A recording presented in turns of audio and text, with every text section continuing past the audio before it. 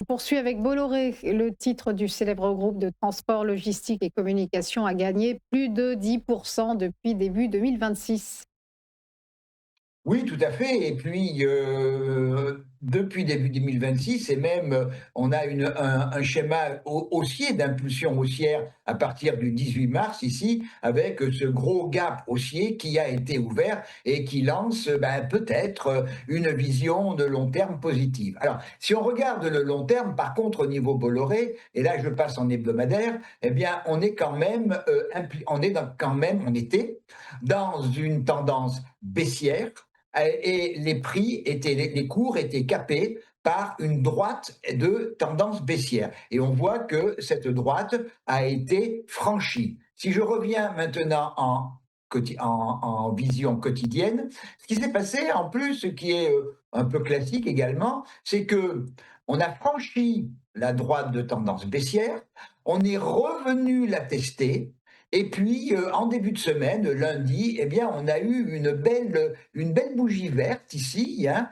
qui eh bien, a montré que probablement on était en train de rebondir sur cette droite de tendance baissière, rebondir sur la zone des 5,22 €.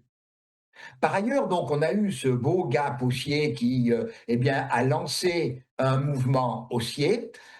Et on a effectivement là aussi des plus hauts de plus en plus hauts et des plus bas de plus en plus bas. Donc on a un schéma depuis à peu près pas loin de 2 mois. On a un schéma d'une tendance haussière qui, elle, est totalement propre. On a déjà franchi depuis pas mal de temps déjà le dernier plus haut dans la tendance baissière de long terme. Cette tendance baissière de long terme est maintenant invalidée.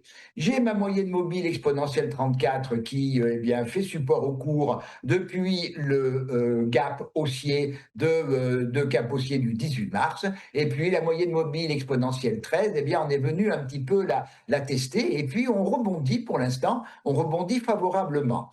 Si je prends après la dernière consolidation, la dernière impulsion haussière entre le 13 avril et le 4 mai, eh bien, la consolidation qui m'a ramené sur la droite de tendance baissière, eh bien, elle se fait sur le retracement 38,2 de Fibonacci, ce qui correspond eh bien, au mouvement favorable, hein, après consolidation, que l'on rebondisse sur le 38,2.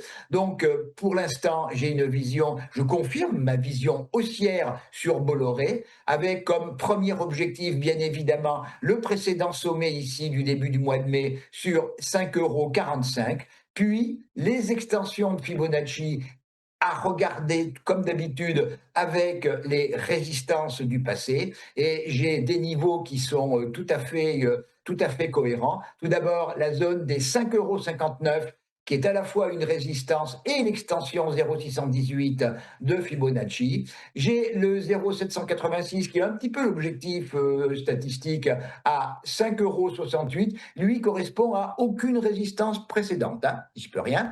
Et puis la zone des 5,78, 5,80 qui est résistance, puis plus extension 1 de Fibonacci.